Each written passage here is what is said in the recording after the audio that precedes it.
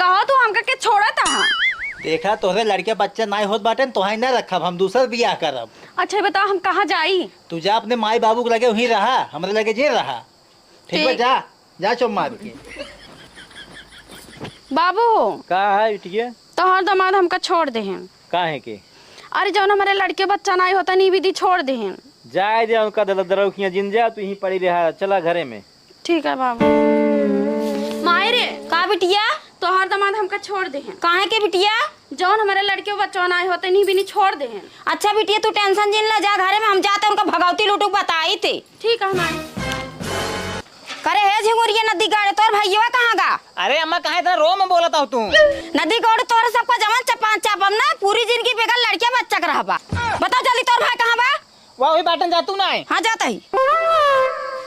मुखना नदी गाड़े निकाल घरे में से बाहर। जी सासू जी।